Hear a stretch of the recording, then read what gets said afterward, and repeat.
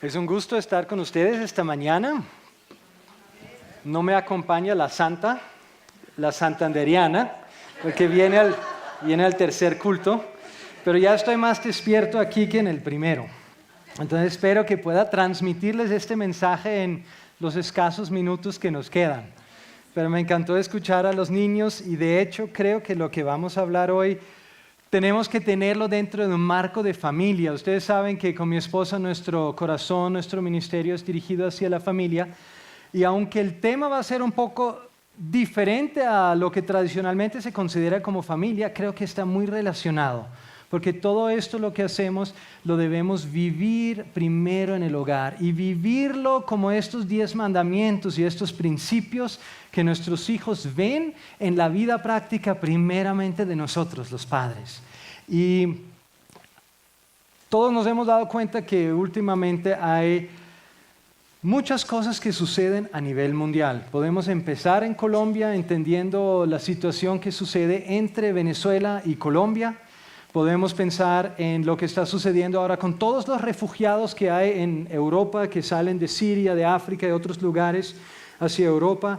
Pensemos en la parte económica, cómo está Grecia, cómo estuvo frente a un colapso que pudo afectar muchos otros países de Europa también en su momento. Lo que pasó hace unos escasos 3 semanas en China, después hacia Europa y Estados Unidos, Norteamérica, con la bolsa de valores. Hay una cantidad de cosas que están confluyendo en este tiempo que nos llevan a la pregunta, ¿qué está pasando? ¿Qué pasa en nuestras naciones? ¿Qué pasa en el mundo? Hay algo de cómo entender que lo que está pasando tiene una lógica, hay un principio detrás de esto. Y eso queremos explorar esta mañana con un resumen de una conferencia que recibimos en junio de este año en Denver, en Colorado, de parte de Jonathan Cahn, que algunos aquí lo conocen, y de parte de Craig Hill. Jonathan Cahn ha sido un profeta a la nación de Estados Unidos que se está alejando a velocidad luz de los principios sobre los cuales fue fundamentado inicialmente. Y él ha hablado ante el Congreso, él ha hablado ante las Naciones Unidas, él ha hablado en diferentes foros públicos de la nación para advertir que hay un tiempo que realmente está trayendo juicio si no se arrepiente la nación. Y él tiene un entendimiento de los tiempos de Dios muy claro, de lo cual quiero resumir y compartir esta mañana juntamente con Craig Hill, que entonces puede responder a algunas prácticas que si vivimos en este tiempo, ¿qué es lo que necesitamos hacer? ¿En qué tiempos económicos vivimos? Y no solamente económicos, sino también financieros y sociales, porque la economía está muy entretejida con otros movimientos a nivel de nuestra sociedad, como políticos y sociales generales que están sucediendo. Y hay un pasaje al cual me pueden acompañar esta mañana. Primera de Crónicas 12:32. Habla de varias características de las cuales quiero resaltar 2 especialmente. Y dice, hablando de las diferentes tribus de Israel, de los hijos de Isaacar, 200 principales, entendidos en los tiempos y que sabían lo que Israel debía hacer, cuyo dicho seguían todos sus hermanos. Así que los hijos de Isaacar, que nos son puestos como ejemplo acá, tenían la primera característica de entender los tiempos. Y cuando yo entiendo los tiempos, como Jesús lo habla a sus discípulos y al pueblo judío en un momento donde dice, ustedes hipócritas, porque saben interpretar los señales del clima, del cielo, que cuando está rojo el cielo por la noche, al día siguiente va a suceder esto y aquello en el tiempo. Pero no saben interpretar los señales de los tiempos. Y así Jesús nos desafía a que podamos entender y captar qué está sucediendo, qué pasa a nivel espiritual. Como hay señales en el clima, así hay señales en el mundo espiritual que nosotros podemos interpretar y saber cómo, entonces, en segundo lugar, debemos actuar? ¿Qué debo hacer? Porque yo puedo entender el tiempo y meter la cabeza en la arena y decir, ¡ah! ¿Qué voy a hacer? Pero la idea es que como los hijos de Isaacar podemos entender, pero también podemos salir con respuestas contundentes y concretas para la situación en la cual nos encontramos. Y un principio específico que quiero mencionar esta mañana, de los varios y múltiples principios que Dios nos da en su palabra, se encuentra en Levítico 25, 1 al 4. Jehová habló a Moisés en el monte de Sinaí diciendo, habla a los hijos de Israel y diles, cuando hayáis entrado en la tierra que yo os doy, la tierra guardará reposo para Jehová. 6 años sembrarás tu tierra y 6 años podarás tu viña y recogerás su fruto. Pero el 7º año la tierra tendrá descanso, reposo para Jehová. No sembrarás tu tierra ni podarás tu viña.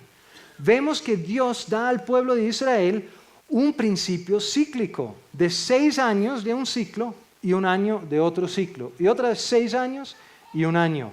Y nos damos cuenta que en la creación de Dios hay muchos diferentes ciclos. Tenemos los ciclos del año con las estaciones, tenemos el ciclo mensual de la luna, luna nueva, luna llena, tenemos el ciclo diario del sol, de la tierra, de cómo gira. Y todo esto, lo que Dios ha establecido en el mundo natural, son ciclos que son perpetuos y continuos. En el mundo espiritual también hay ciclos. En el mundo natural de la economía también hay ciclos. Y no todo va solo lineal.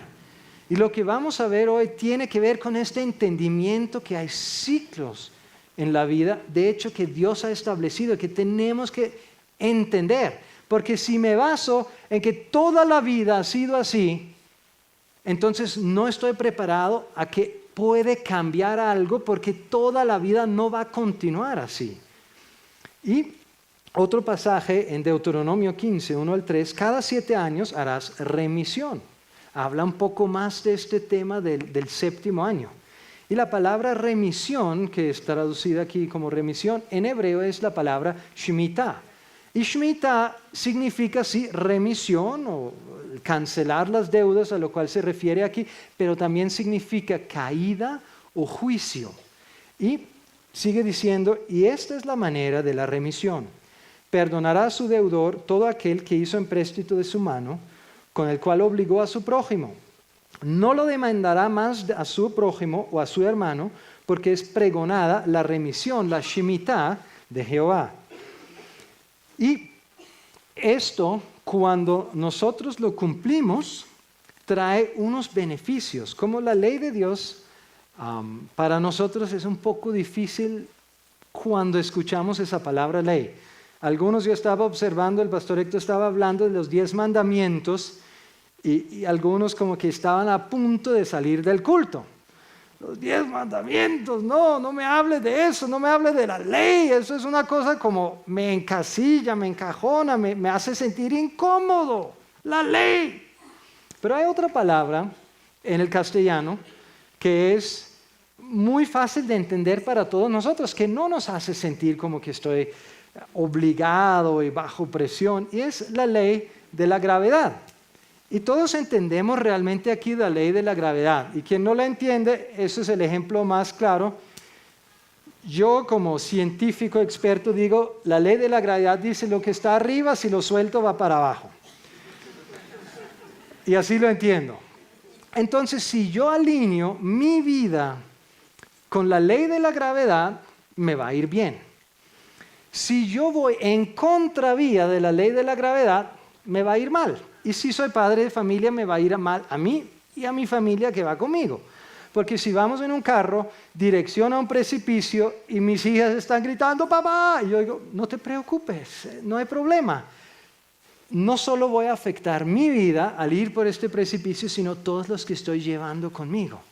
Y la ley de Dios funciona de la misma manera. Yo puedo alinear mi vida con la ley de Dios y me va a ir bien a mí y a los míos.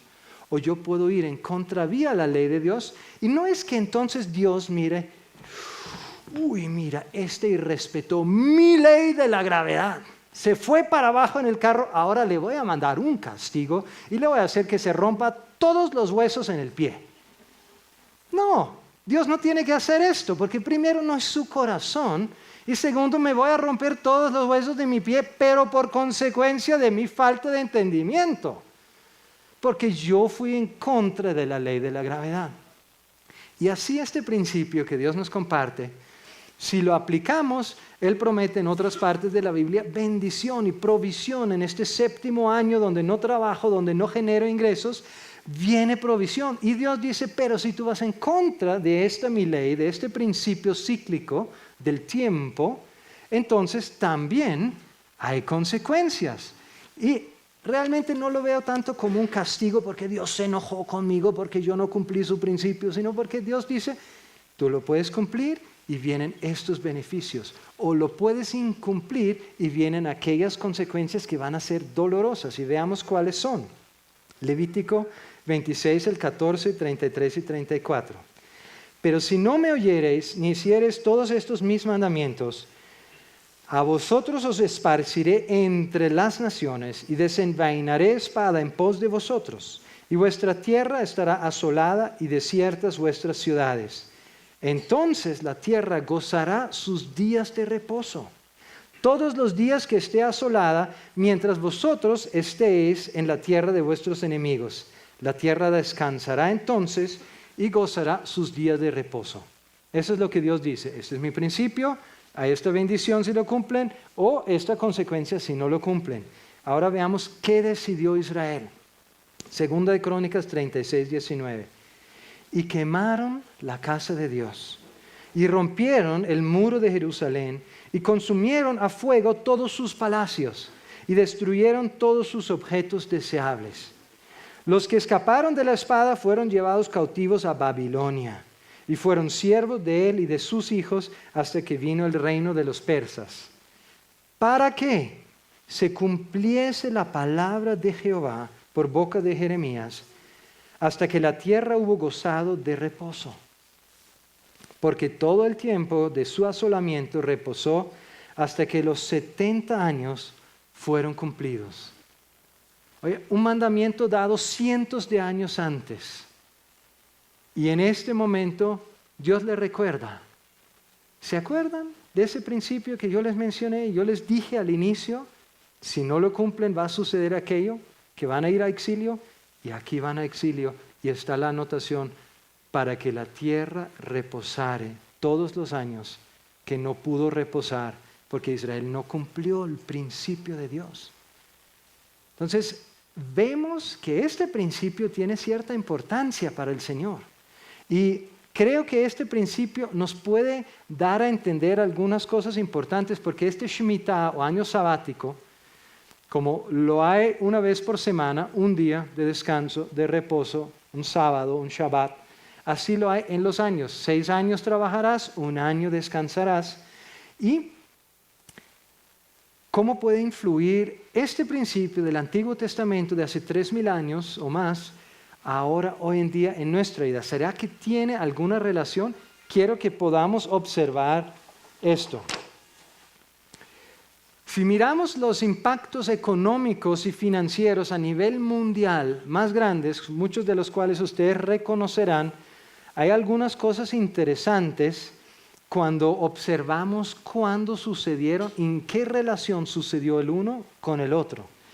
Si miramos la crisis del petróleo, donde había filas en las estaciones de gasolina eternas porque no había suficiente petróleo, no había suficiente gasolina. En Europa, en Norteamérica, era el día de mi año de mi nacimiento, entonces no podría hablar de Colombia, pero me imagino que aquí igualmente vemos que fue algo que impactó a nivel mundial y sucedió en el año 73.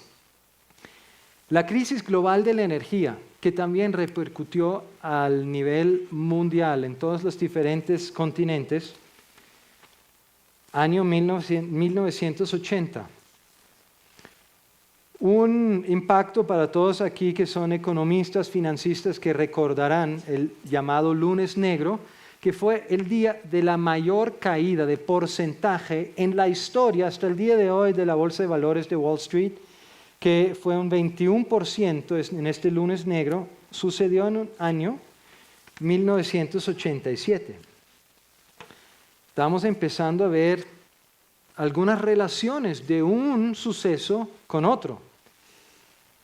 En el año 94 no pasó mucho a nivel mundial, en Estados Unidos sí, pero a nivel mundial no. Sin embargo, el 2001 no solo fue la caída de mayor puntaje ahora en cuanto a puntos de la Bolsa de Valores de Wall Street, sino que también algo más sucedió este año, de hecho el mismo mes. ¿Quiénes se acuerdan? Las Torres Gemelas. No solamente fue un impacto a nivel económico, fue un impacto a nivel político y social que sucedió, que inicialmente pasó en Estados Unidos, pero después la crisis económica se sintió no solo en Estados Unidos, sino alrededor del mundo. Y la palabra Shemitah, que es remisión y que fue diseñada por Dios como bendición, un año de descanso, un año donde las deudas son canceladas, un año donde los esclavos son liberados, una bendición planeada por Dios, se puede convertir en lo contrario, se puede convertir en juicio cuando no nos alineamos con este principio de Dios. Y vemos aquí en diferentes tiempos que realmente no fue bendición lo que sucedió, sino porque desobedecimos la palabra de Dios, vino juicio sobre el mundo económico, sobre el mundo político. Y en el 2008, la mayor caída en cuanto a puntos, hasta aquella fecha del 2008, en Wall Street, que interesantemente fue 777 puntos, no sé si fue un mensaje del Señor o no, pero fue en el año 2008. Entonces podemos ver una relación entre estos diferentes años que va en múltiples de 7.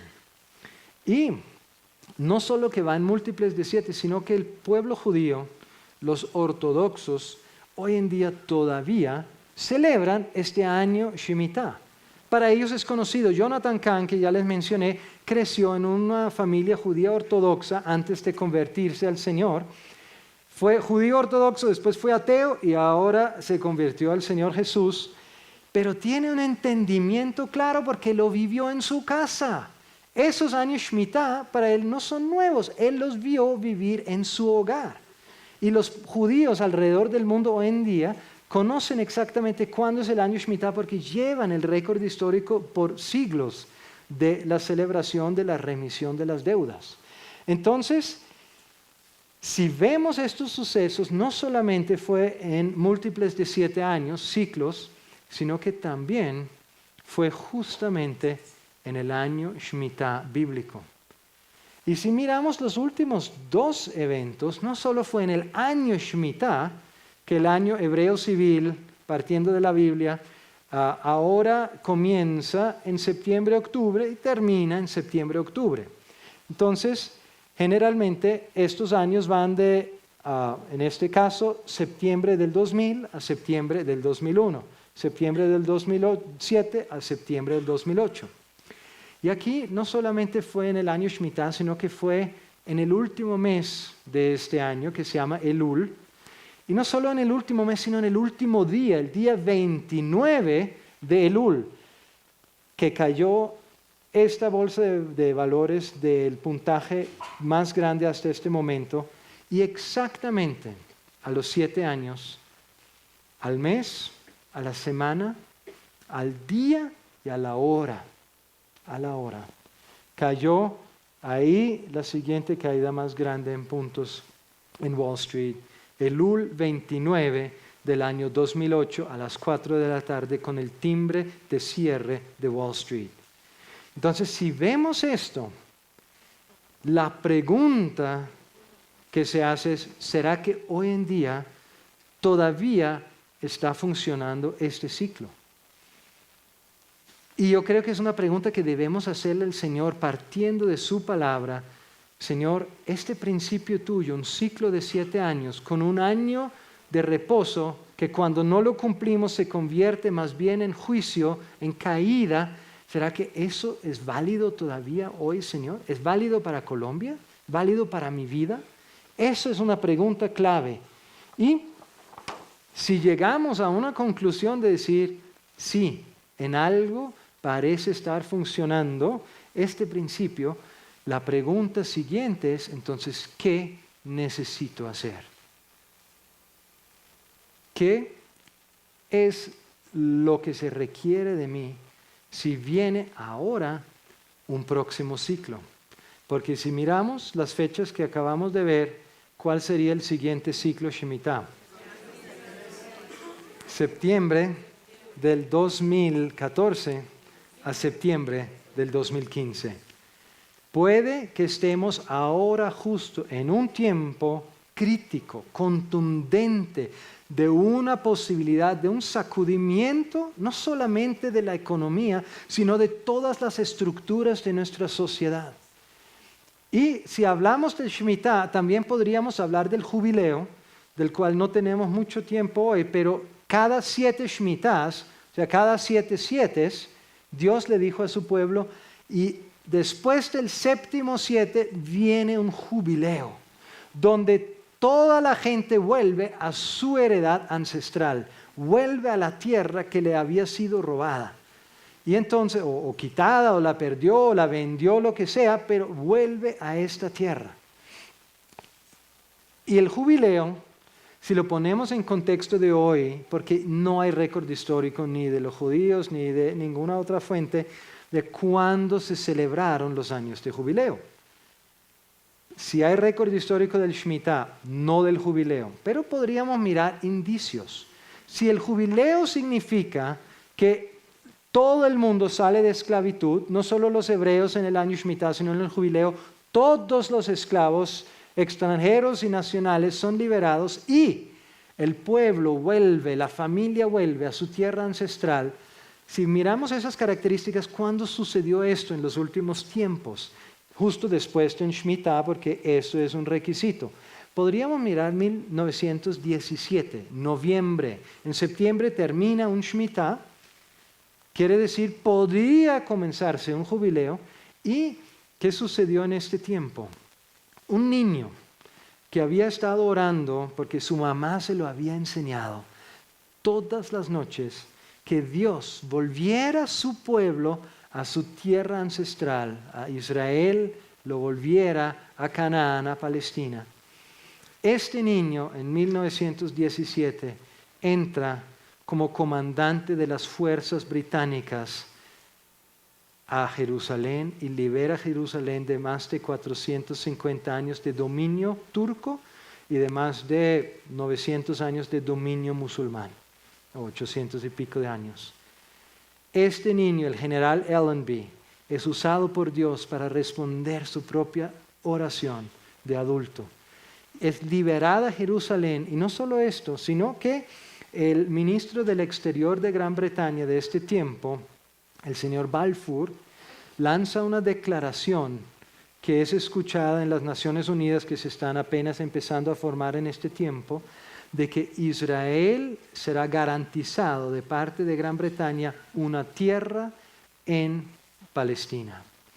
Eso en el año 1917, noviembre, cumpliría con la promesa de Dios de que en el jubileo vuelves a tu tierra ancestral.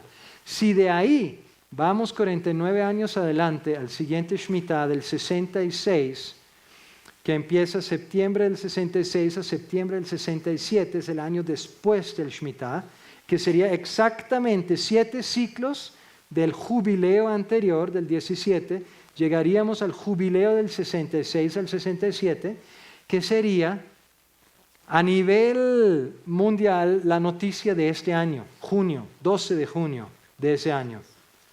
Jerusalén, liberada de manos o de dominio musulmán de 900 años, y por primera vez en este tiempo soldados judíos vuelven a poder estar frente al muro occidental, el Kotel, el muro de lamentaciones y el monte del templo. Es restaurada la capital de Israel al pueblo de Israel. Y si eso fuera así, que no es seguro, pero hay indicios que podrían ser interesantes, ¿cuál sería el siguiente jubileo? Septiembre del 15 a septiembre del 2016. Es simplemente para decir, estamos viviendo en tiempos coyunturales. Necesitamos ver los señales de los tiempos para entender lo que Dios está haciendo y cuáles son sus principios. Cuando nos quedamos después de esta conferencia, Dios nos habló al equipo de liderazgo que nos quedamos de diferentes países con esta palabra concreta, que el tiempo es corto, pero no es demasiado tarde. Porque todos aquí hoy están sentados diciendo, bueno, ¿y eso ahora para qué? Septiembre 2015, eso que si nos lo habla hace un año de pronto, pero ahora para qué? No, el tiempo es corto, pero no es demasiado tarde. ¿Y qué necesitamos hacer? Prepararnos. Otro pasaje que habla acerca de esto es en Génesis 41, 33 al 36. Por tanto, provéase ahora Faraón de un varón prudente y sabio, y póngalo sobre la tierra de Egipto. Haga esto Faraón y ponga gobernadores sobre el país y quinte la tierra de Egipto los 7 años de la abundancia. Y junten toda la provisión de estos buenos años que vienen y recojan el trigo bajo la mano de Faraón para mantenimiento de las ciudades y guárdenlo. Y esté aquella provisión en depósito para el país para los 7 años. ¿Cuántos años? 7 años de hambre que habrá en la tierra de Egipto y el país no perecerá de hambre. También un ciclo de 7 años de abundancia y un ciclo de 7 años de escasez. Y no solamente José es entendido en el tiempo, 7 años así, 7 años así, sino que también sabe qué hacer. Le da una estrategia concreta y específica a Faraón, la cual es implementada después salva a todo este Medio Oriente, incluyendo la familia de José que viene de Canaán. ¿Por qué debemos prepararnos? Y la respuesta de eso la encuentro en Mateo 6, 19 al 21. No os hagáis tesoros en la tierra, donde la polilla y el orín corrompen, y donde ladrones minan y hurtan, sino haceos tesoros en el cielo, donde ni la polilla ni el orín corrompen, y donde ladrones no minan ni hurtan, porque donde esté vuestro tesoro, ahí estará también vuestro corazón. ¿Qué es un sinónimo para tesoro? Prioridad, importancia. Donde está tu prioridad, dice Jesús, ahí va a estar tu corazón. Si tu prioridad es con tus hijos, tu corazón va a estar con tus hijos siempre. Si tu prioridad está en el dinero, tu corazón va a estar apegado al dinero, vas a amar el dinero.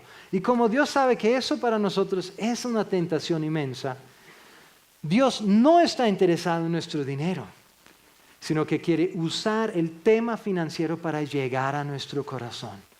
Y quiere usarnos a nosotros de usar el tema financiero económico para llegar al corazón de otros. Porque es interesante, cuando tú le das una respuesta contundente, práctica, en materia de finanzas, de economía, a una persona, de los principios de Dios y que le funciona, donde él ve una solución, después esa persona va a disponer su corazón hacia ti.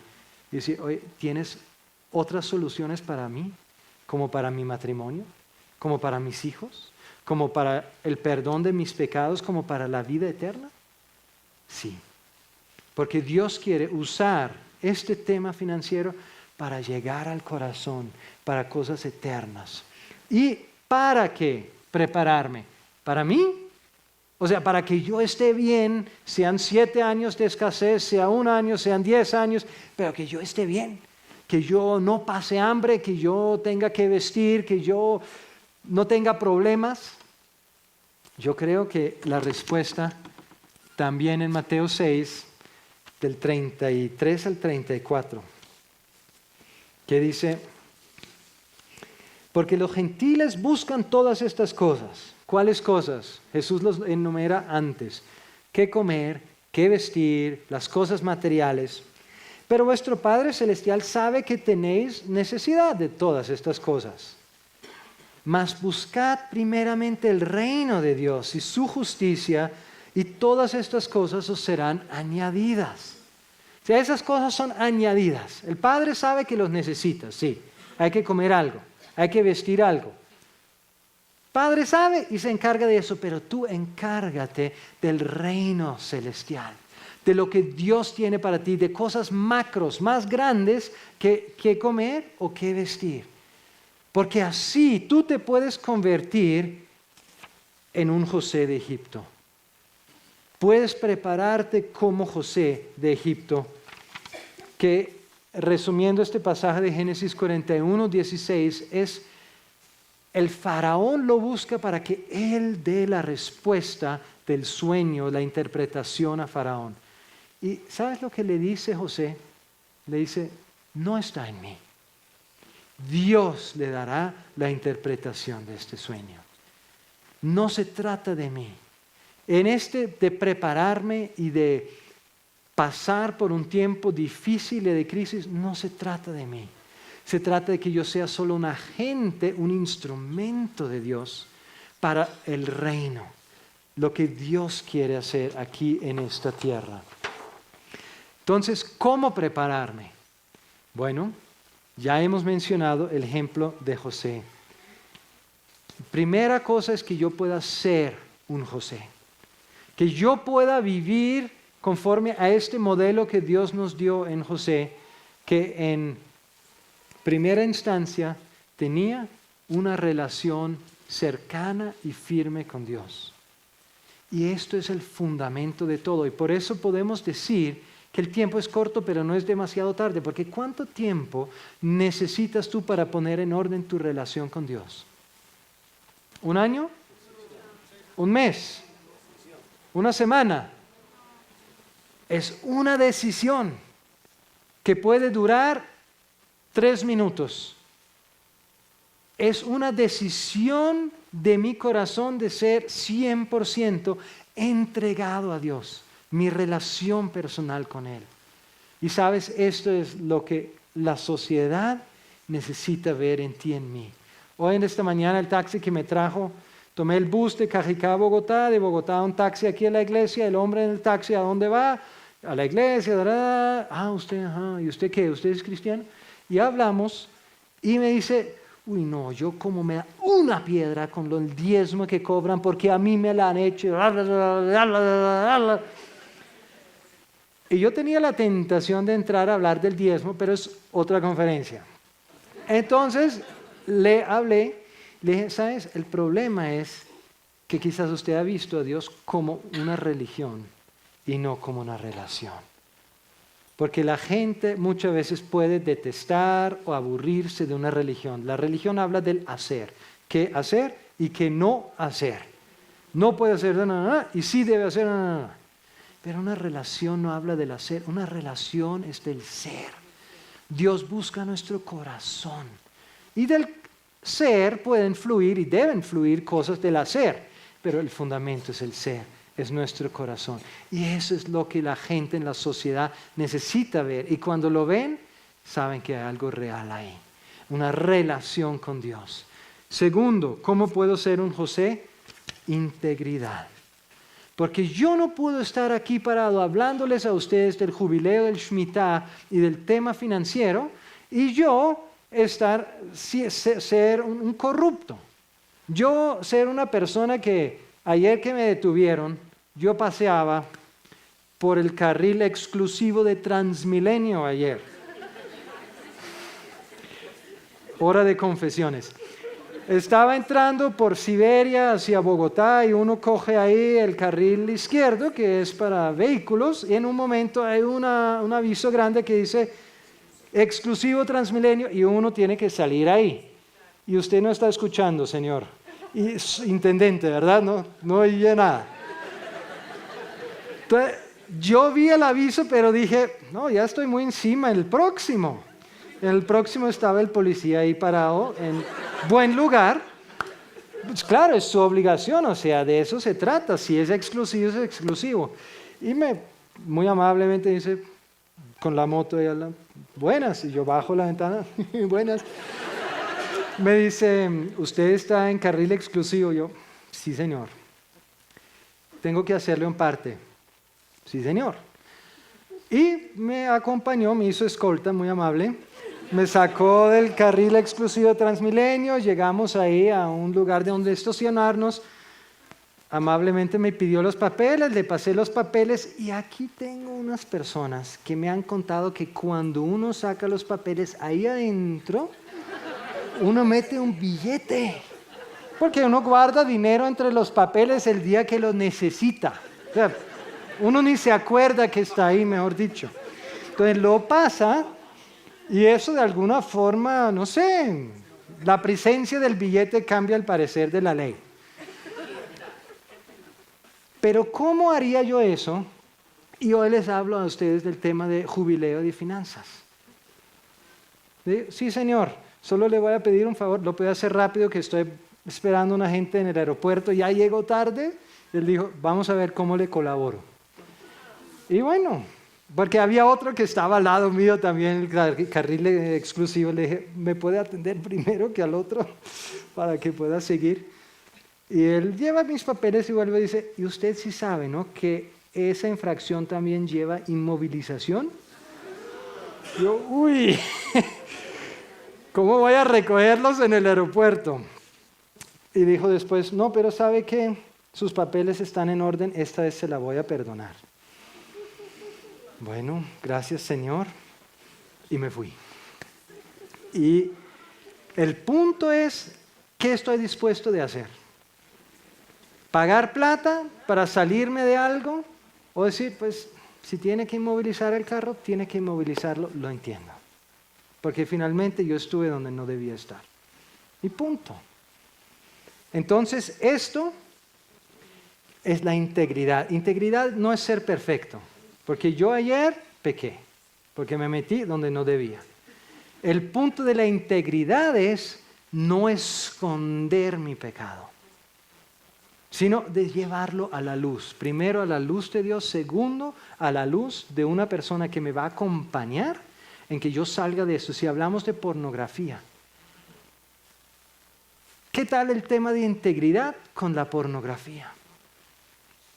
¿Qué cosas estoy viendo cuando mi familia ya está dormida y yo estoy en el computador tarde de noche, o en el trabajo, o en cualquier parte? ¿Qué estoy viendo? Y lo interesante es, integridad no es no ver pornografía. Integridad es que yo reconozco esta falla de mi carácter, la llevo a la luz de Dios, la llevo a la luz de una persona que me va a acompañar en un proceso de salir de la pornografía 100% y de cerrar esta puerta en mi vida. Y por esto, ¿cuánto demora que yo pueda ser íntegro? ¿Un año? ¿Un mes?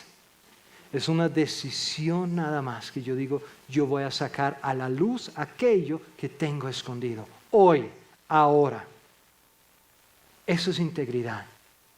Y después santificación es que voy trabajando de que esto realmente cambie. Tercero, para convertirme en un José, entender los tiempos de lo cual ya hemos hablado. Y si ustedes se dan cuenta de esos 3 puntos principales aquí, todos tienen que ver con mi ser, mi corazón. Mi relación con Dios, mi ser. Mi integridad, mi ser. Entender los tiempos, mi ser. Y solo después de esto, después de este fundamento de mi ser, viene el saber qué hacer.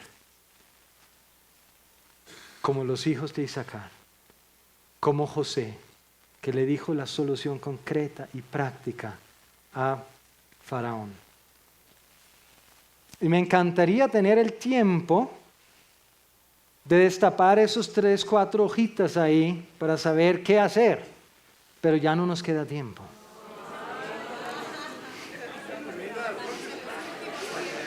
En el próximo servicio, a las 11:30, vamos a retomar, o si no, compren mi libro.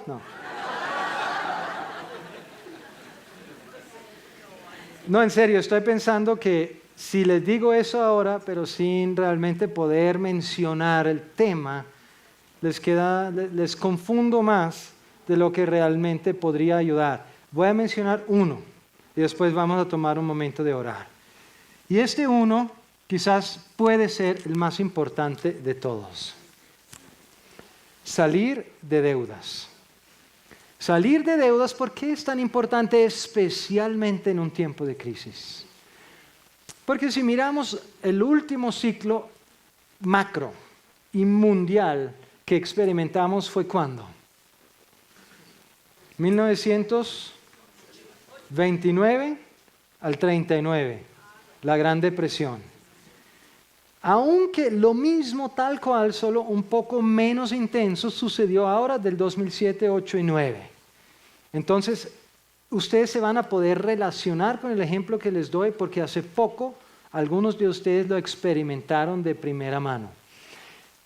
En el 27, 28, un granjero compra una granja con algo que tiene ahorrado, $6,000 que tiene ahorrado, una granja de 20,000, la cual obviamente piensa trabajar y que produzca trigo, maíz, lo que él siembre ahí, para el sostenimiento de su familia, su economía familiar. Entonces va al banco, toma una hipoteca de 14,000, tiene 6,000 ahorrados, completa los $20,000 que vale la granja y la compra.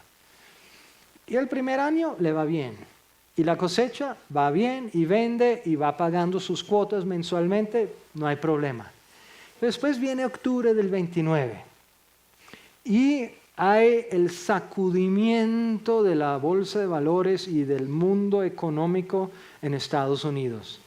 Y desde los edificios altos empiezan a saltar los banqueros, los financistas a la calle. Y lo que sucede siempre, o casi siempre, en un tiempo de depresión, de impacto macro, es que una inflación, que es lo que estamos acostumbrados a llevar, se convierte en una deflación. Quiere decir que las cosas empiezan a costar menos, pero tu ingreso también es menos, significativamente menos. Entonces lo que pasaba con este granjero, historia real y repetida miles y cientos de miles de veces en Estados Unidos y alrededor del mundo, es que para su cosecha ya no le pagan el precio que le habían pagado del año anterior, le pagan un 30% menos. Y al siguiente año le pagan otro 20% menos.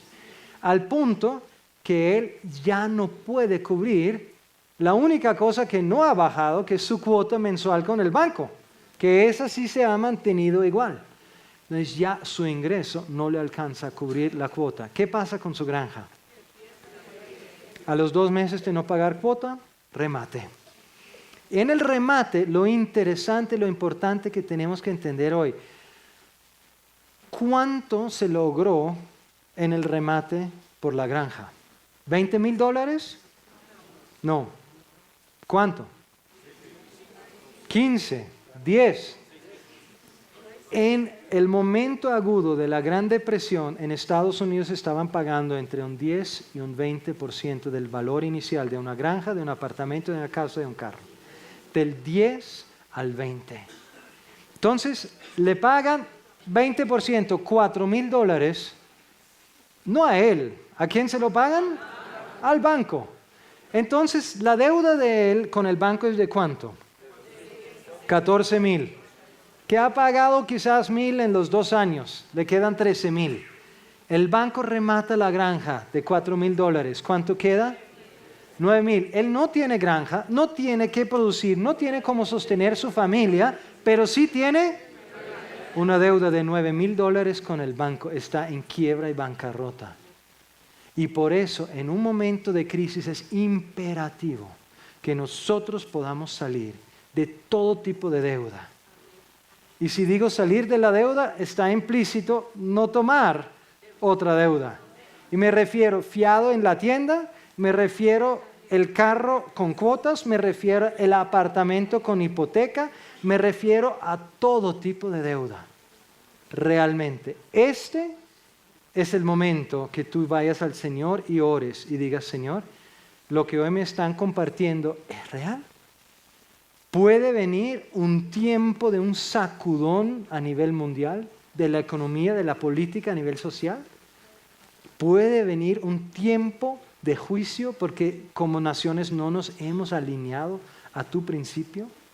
Y si el Señor te pone en tu corazón la convicción que sí, entonces el primer paso en cuanto a lo práctico, salir de todo tipo de deuda. De todo tipo de deuda. Para que tú no seas un esclavo, según Proverbios 22:7, sino que tú seas un hombre libre que puede ser usado por Dios en un tiempo de crisis como José fue usado en un tiempo de crisis. ¿Para enriquecerte? No. Para ser un hombre, una mujer de Dios que tiene respuestas contundentes a una sociedad en necesidad. Una sociedad que requiere respuestas prácticas y espirituales. Una sociedad que te necesita a ti, que tú puedas dar respuestas. Pero si tú no las tienes, no las puedes dar. Si José no hubiera tenido la relación con Dios para entender los tiempos y saber qué hacer, si no hubiera tenido la integridad de correr de la mujer de Potifar y preferir ir a la cárcel que acostarse con ella, Dios no lo hubiera podido usar. Pero si tú tienes tu relación con Dios en orden, si tú tienes tu integridad 100% transparente delante de Dios y delante de unas personas que te acompañan en un proceso, y si tú entiendes los tiempos, porque le estás preguntando al Señor, entonces tú vas a poder ser un José que ayuda a tu familia, tus vecinos, tu vecindario, a tu iglesia, al lugar donde Dios te ha puesto, para traer respuestas prácticas, pero en últimas respuestas espirituales para vida eterna a la gente que está en necesidad. Yo quiero invitarte que si tú hoy quieres dar un paso y preguntar concretamente, Señor, muéstrame qué tiempo viene, en qué tiempo estamos, y quieres que Dios te muestre y te revele a ti como para dar pasos prácticos, entonces te invito a que te pongas de pie y vamos a hacerle esta pregunta al Señor.